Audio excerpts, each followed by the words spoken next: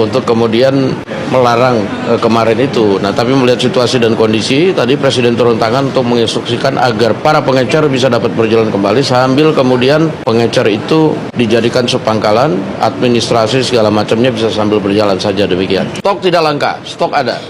Stok terkonfirmasi tidak langka. Nah, justru itu, makanya nanti ini regulasinya lagi diatur, nah supaya kemudian nyampe ke masyarakat, itu harganya tidak mahal.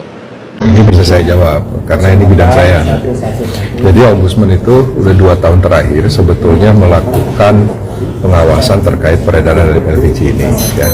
Jadi ini kami monitor. Intinya begini, barang subsidi itu salah satu konsekuensinya kalau pemerintah mengeluarkan barang subsidi, maka pengawasan harus ketat. Harus ketat. Sebuah keniscayaan. Jadi kalau subsidi pengawasannya tidak dilakukan secara ketat, maka yang terjadi adalah penyelewengan. Jadi konsekuensi logis dari adanya penyelewengan barang bersubsidi itu pengawasan harus kuat. Nah, Ombudsman sebetulnya mendorong agar kuatnya pengawasan karena kami melihat terkait dengan peredaran ini pengawasannya masih lemah sekali. Ya. Contoh satu, harga yang ditetapkan di konsumen itu ditetapkan oleh pemerintah daerah. Jadi harga di konsumen akhir itu ditetapkan oleh pemerintah daerah.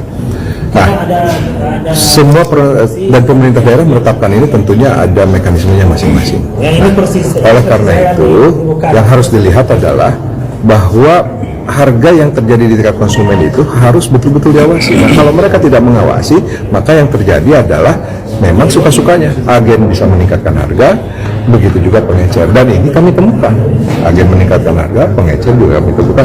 Kami sampaikan agar pengawasannya ini segera diperketat. Gitu kan?